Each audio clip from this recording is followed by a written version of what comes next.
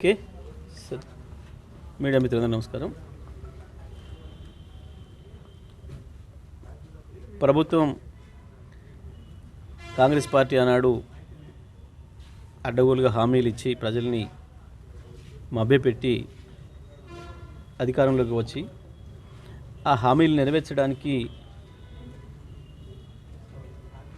చేతగాక అయోమయంలో పడి దాంట్లో నుంచి తప్పించుకోవడానికి ఒక ప్రయత్నం చేస్తూ ఓ ప్రజాపాలనాన్ని పేరు పెట్టుకొని ప్రజల్ని మోసం చేసే ప్రయత్నం చేస్తున్నారు. వాస్తవానికి మేము గతంలో ఏ పథకాలు అమలు చేసినా మేము ఇట్లా వచ్చి మాకు అప్లికేషన్లు ఇవ్వండి అని అడగలేదు, బ్రోకర్లను దళారులను పెట్టలేదు. నేరుగా అందరిని కూడా ఆన్లైన్ వాళ్ళని అప్లై చేసుకోమని చెప్పినాం. ఈ సేవలలో మీ సేవలలో ఎక్కడికక్కడ గ్రామాలలో అవి పెన్షన్లైనా ఇంకోటైనా ప్రత్యక్షంగా వాళ్ళ అకౌంట్లలోకి పోయేటట్టు చేసినాం. రైతు బంధు ఇస్తే కూడా చక్కగా వాళ్ళ అకౌంట్లోకి పంపినాం తప్ప ఉత్తమ్ కుమార్ రెడ్డినో వెంకరెడ్డినో జాన్ రెడ్డినో వచ్చి అప్లికేషన్ పెట్టుకోండి అని చెప్పలేదు. మేము ఆ అప్లికేషన్లలో కూడా పూర్తి అసంబద్ధంగా ఉన్నది. మొత్తం కౌలు రైతు అని పెట్టిండ్రు. కౌలు రైతును పట్టాదారు పాస్బుక్ నెంబర్ అడుగుతున్నారు. ఏ రైతు కూడా తన పట్టాదారు పాస్బుక్ తీసుకుపోయి కౌలు రైతుకి ఇయ్యాడు. మీరు ఇటువంటి అన్ని దొంగ పనులు చేసిన గతంలో అని చెప్పి మేము ఆ అవకాశం లేకుండా చేసినాం. ఒకరి భూమి ఒకటి మీద రాసి నాశనం చేసిపోయింది మీరు. ఆ రోజు ప్రజానికాన్ని మీరు పెట్టిన వ్యవస్థలు ఆ పీడ నుంచి విముక్తి చేయడం కొరకే మేము దాన్ని తీసుకొచ్చినాం. బ్రహ్మాండంగా రైతులకు రక్షణ కల్పించడం, వాళ్ళ భూమికి హక్కులు, రైతు తన సంతకం పెడితే తప్ప, తన చేతి ఏలి ముద్ర వేస్తే తప్ప ఇంకోటి ఎవ్వడు కూడా దాంట్లో చేపెట్టడానికి కానీ పట్టాన్ని మార్చడానికి కానీ అవకాశం లేకుండా చేసినాం మేము. కానీ వాళ్ళు మీరు మళ్ళీ రైతుల్ని అయోమయంలో పడేసే పరిస్థితి తీసుకొస్తున్నారు. ఇప్పటికే ఉద్యమకారుల విషయంలో మోసం చేస్తూ ఎఫ్ఐఆర్లు, జైలు లేని రోజులు ఉన్నారు, చచ్చిపోయిన సంబంధించిన ఎఫ్ఐఆర్లు.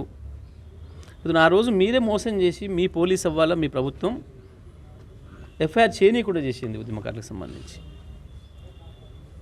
మేము దాంతోనే ఇబ్బందులు పడ్డాం. ప్రభుత్వం గుర్తించాలి అని అంటే తప్పకుండా ఆధారం ఉండాలి అనే ప్రయత్నం చేసినాం. మీరు చేసిన దుర్మార్గం వల్లనే వాళ్ళ ప్రజలు చచ్చిపోయింది. మీ దుర్మార్గం వల్లనే రికార్డు కూడా కాకుండా ఉంది. మళ్ళీ ఇవాళ మీరే దొంగలు రికార్డులు అడుగుతున్నారు.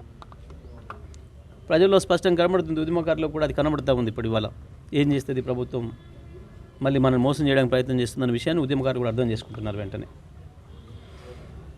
ఇక పరిపాలన చేయమని చేతికిస్తే తప్పించుకపోయి వాడు చేతగానోడు ఇంటి మీద రాళ్ళు పడుతున్నాయని చెప్పి ఇట్లా తప్పించుకొని పోయిన పద్ధతుల్లో చేతికిచ్చిన దాన్ని చేయడం చేతగాక ఈ పత్రాలు తెస్తాం, ఆ పత్రాలు తెస్తాం.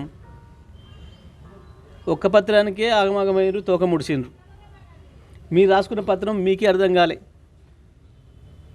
ఒక మంత్రి ఒకటి, ఇంకొక మంత్రి ఇంకొకటి, నోటికి వచ్చిన పద్ధతుల్లో అది ఒక అసెంబ్లీ అని కూడా సోయి లేకుండా మాట్లాడినరు. ప్రజల ముందట పలసనైనరు. తెల్లారి పెడతానన్న దాని మీద తోక ముడిచి పారిపోయాను.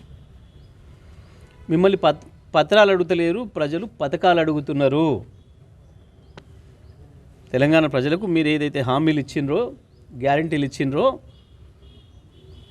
వాటికి సంబంధించి పథకాలు పెట్టమని ప్రజలు అడిగితే దాంట్లో నుంచి తప్పించుకోవడానికి ఎందుకు పత్రాలు ఇస్తామని చెప్పేసి పోతున్నారు. మీ పత్రాల డ్రామాలు ఎక్కువ కాలం సాగవు.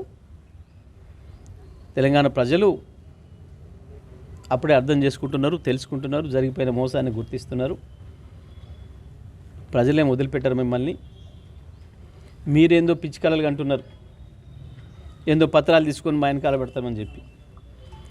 ఏమి చేయరు, ప్రజలు మీ వెనకాల పడతారు. నోటుకు వచ్చినట్టు వాగితే ప్రజలు ఊరుకోరు.